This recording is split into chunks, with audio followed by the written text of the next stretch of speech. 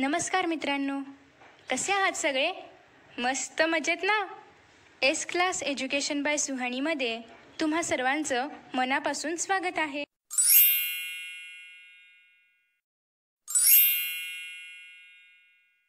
मित्रांनो, आज आपण पाहतोय 10th standard science part 2 lesson number 4 environmental management.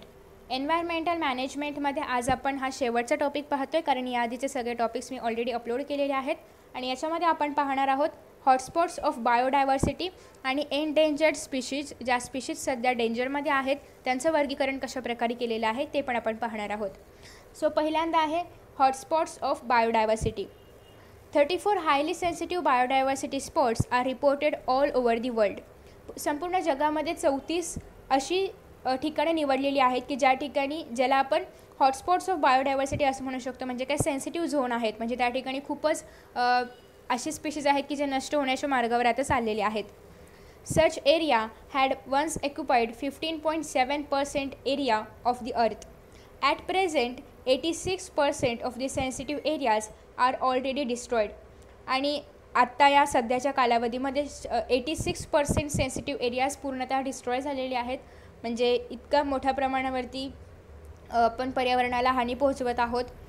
Presently only 2.3% area on the earth has been left over with sensitive spots. आणि आता पूर्ण जगामध्ये फक्त 2.3% असा एरिया आहे की ज्या ठिकाणी खूप अशा दुर्मिळ स्पीशीज आपल्याला पाहायला मिळतात, जे सेन्सिटिव्ह स्पॉट्स आहेत, सेन्सिटिव्ह झोन आहेत. It includes 1,50,000 plant species which are 50% of the world count. So as far as India is considered, इंडियामध्ये जर आपण पाहायला बघितलं तर out of 135 species of animals 85 species are found in jungles of eastern regions. आणि पूर्वेकडचे जे जंगल्स आहेत, पूर्वेकडचे अनेक जंगल्स तुम्हाला माहिती आहेतच. मग या पूर्वेकडच्या जंगल्समध्ये आपल्याला 85 स्पीशीज पाहायला मिळतात. एकूण 135 स्पीशीज आहेत ॲनिमल्सचे, त्यापैकी 85 स्पीशीज आपल्याला भारताच्या पूर्वेकडच्या भागांमध्ये पाहायला मिळतात, जे जंगल्स वगैरे आहेत, जे अभयारण्य आहेत तर त्या भागांमध्ये. About 1,500 endemic plant species are found in western Ghat. Western घाटमध्ये म्हणजे पश्चिमेकडचा पश्चिम घाट जो आहे तर त्या प्रदेशामध्ये पाहायला मिळतात. Out of the total plant species in the entire world 50,000 are endemic. Collect more information about locations of the spots present in the world. आणि हे स्पॉट्स कुठे आहेत हे तुम्हाला शोधायला सांगितलेलं आहे. सो नेक्स्ट आहे 3 endangered heritage places of the country. So the western Ghat spread over the states of Gujarat, Maharashtra, Goa, Tamil Nadu and Kerala has been endangered due to mining industry and search for natural gas. तुम्ही भूगोलामध्ये जॉग्रफीमध्ये पाहिलेलं आहे की आपल्या पश्चिम घाट कुठल्या देशांना लागून कुठल्या राज्यांना राज्यांना लागून आहे. जसं की गुजरात आहे, महाराष्ट्र आहे, गोवा आहे, तमिळनाडू आहे, केरला आहे. तर या सगळ्या राज्यांना लागून आहे तो म्हणजे पश्चिम घाट, वेस्टर्न घाट. आणि या ठिकाणी खूप मोठ्या प्रमाणामध्ये खणकाम केलं जातं आहे नॅचरल गॅससाठी, संसाधनांसाठी. आणि त्याच्यामुळे हे एक एंडेंजर्ड प्लेस तयार झालेला आहे. खूप डेंजर झोन इथे तयार झालेला आहे. Habitats of Asiatic lion and wild bison of the region have been under threat. आणि यांची प्रजाती खूप रेअर होत चाललेली आहे, खूप म्हणजे ते नामशेष होण्याच्या मार्गावर आहेत. मानस सँच्युरी of the Assam is under threat due to dams and indiscriminate use of water. आणि खूप अमर्याद पाण्याचा वापर केला जातो आहे. आणि डॅम्स आणि खूप अमर्याद पाण्याचा वापर यामुळे मानस सँच्युरी जी आहे ती पण आता सध्या म्हणजे धोका निर्माण होतो आहे त्यांच्यावरती.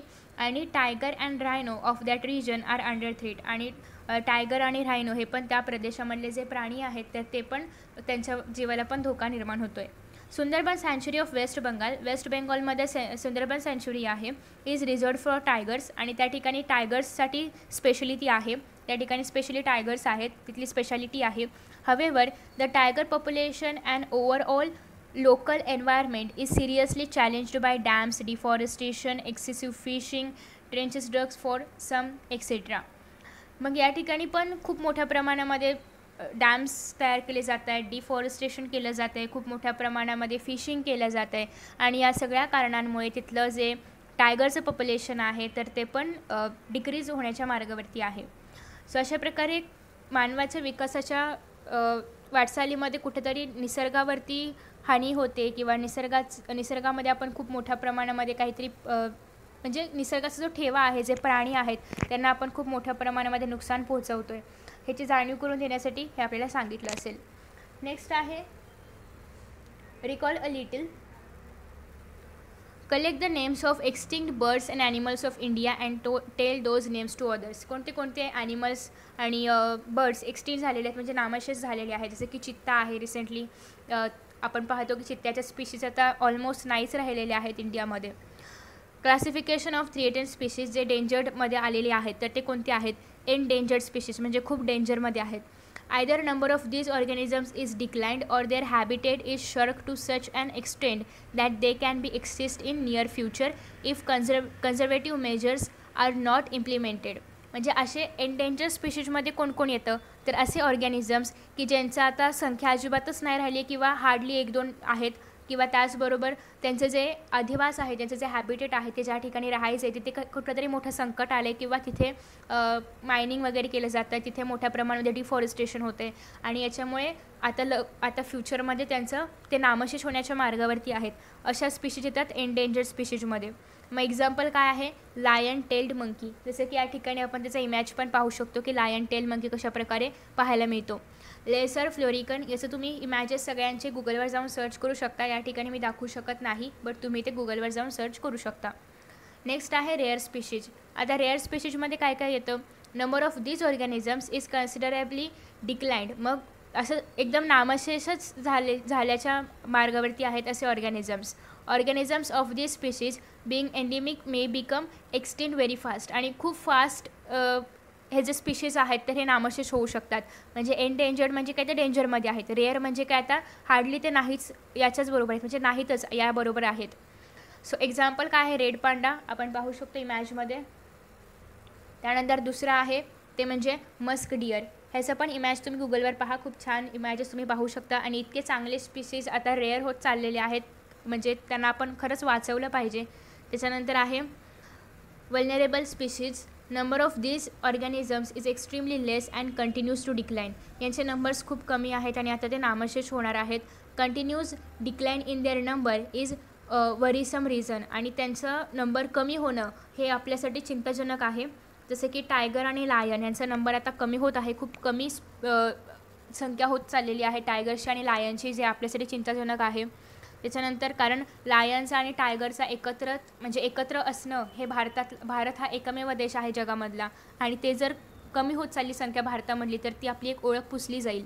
नेक्स्ट आहे आणि त्याचबरोबर त्यांची असणं ते आपल्या देशामध्ये असणं खूप गरजेचं आहे, किंवा ते कुठे जगामध्ये त्यांचं अस्तित्व असणं खूप गरजेचं आहे. फोर्थ आहे indeterminate species. These organisms appear to be endangered but due to their some behavioral habits like shyness, there is no definite and substantial information. जसे की जायंट स्क्विरल आहे, ज्याला आपण शेकरू म्हणतो. तर असे काही ऑर्गॅनिझम्स आहेत की जे नामशेष आहेत किंवा जे एंडेंजर्ड आहेत, पण त्यांच्या शायनेसमुळे ते आपल्याला पाहायला मिळत नाहीत, किंवा त्यांचं काही एक वेगळे हॅबिट म्हणजे त्यांचं एक बिहेवियर आहे किंवा त्यांचे हॅबिट आहे की ते खूप लाजाळू आहेत, त्याच्यामुळे ते जगाच्या समोर येतच नाहीत. आणि त्याच्यामुळे त्यांची संख्या काय आहे हे पण आपण एक्झॅक्ट नाही सांगू शकत, किंवा ते एंडेंजर्ड आहेत का किंवा ते रेअर आहेत का हे पण आपण नाही ठरवू शकत, का तर त्यांच्यामध्ये एक शायनेस असे एक म्हणजे पूर्वीपासूनच हॅबिट आहे त्यांच्यामध्ये.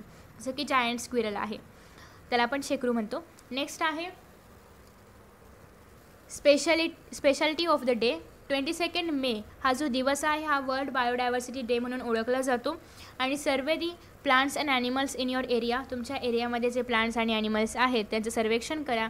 Maintaining a record about their characteristics. आणि त्यांच्या कॅरेक्टरिस्टिक्सबद्दल एक रेकॉर्ड तुम्ही मेंटेन करा की त्यांचे कॅरेक्टरिस्टिक्स काय आहेत, त्यांचे वैशिष्ट्ये काय आहेत, त्यांचे हॅबिटेट वगैरे वगैरे हे सगळ्याबद्दल तुम्ही इन्फॉर्मेशन मिळवा. नेक्स्ट आहे do you know. International Union for Conservation of Nature IUCN prepares the red list that contains the names of endangered species from different countries. IUCN ही एक यांनी काय केलेलं आहे की रेड लिस्ट तयार केलेली आहे, ज्याच्यामध्ये अशा स्पीशीजची नावं आहेत की जे आता खूप डेंजर्डमध्ये आहेत. Pink pages of this book contains the names of endangered species while green pages contains the name of previously endangered but presently safe species. मग यांनी काय तयार केलेलं आहे की असे एक लिस्ट तयार केलेली आहे ज्याच्यामध्ये पिंक पानं आहेत आणि ग्रीन पानं आहेत.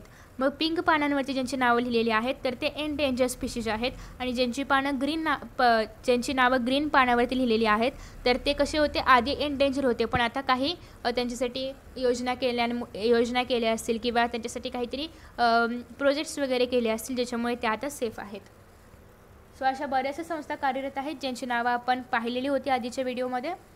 सो त्यानंतर पुढे आहे always remember, let us behave accordingly. Destroying a plant is to destroy everything.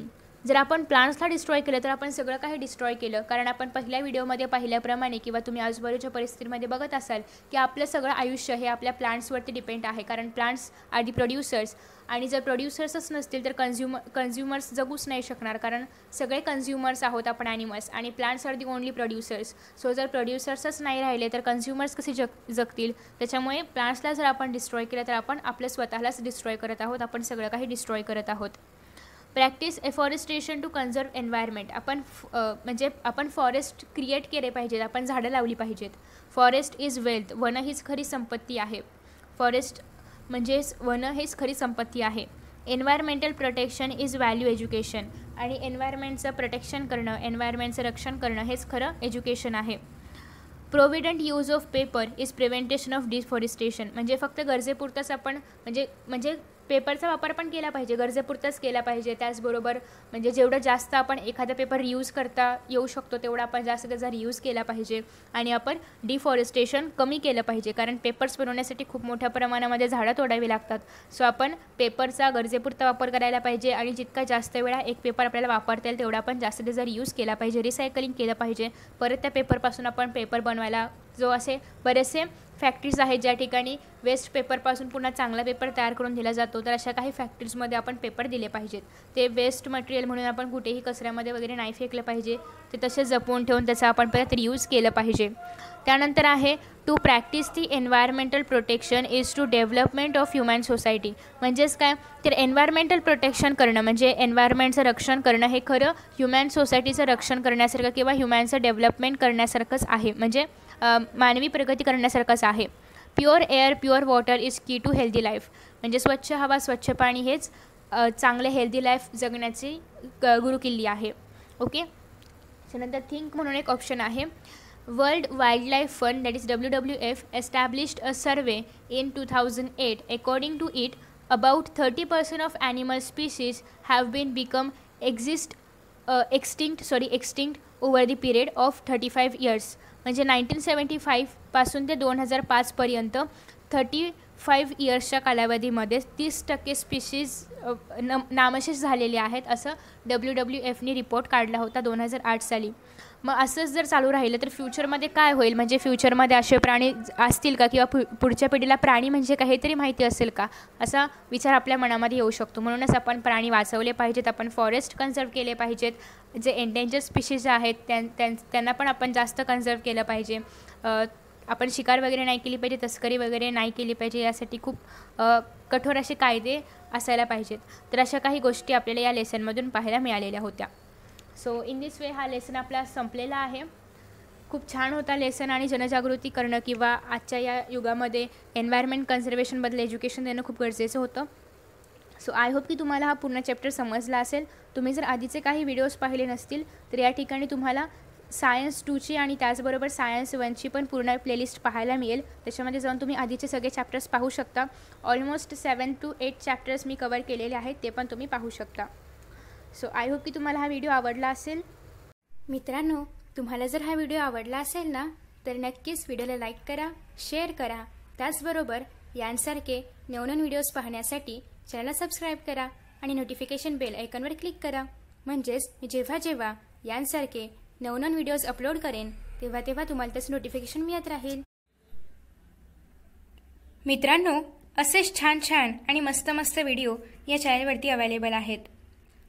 त्याचबरोबर 10th स्टँडर्डच्या सर्व विषयांचे व्हिडिओज देखील अवेलेबल आहेत, आणि हे सगळे व्हिडिओज पाहण्यासाठी डिस्क्रिप्शन बॉक्समध्ये ज्या लिंक्स दिलेल्या आहेत त्यावर तुम्ही क्लिक करून हे सगळे व्हिडिओज पाहू शकता. चला तर मित्रांनो, आता या ठिकाणी आपण इथेच विश्रांती घेऊया. पुन्हा भेटूया नवीन पाठासोबत, नवीन व्हिडिओसोबत, नवीन टॉपिकसोबत. तोपर्यंत पाहत रहा S class education by Suhani. तेही सुहानी सूर्यवंशी या चॅनलवरती. So friends, thank you so much for watching this video. See you in next video.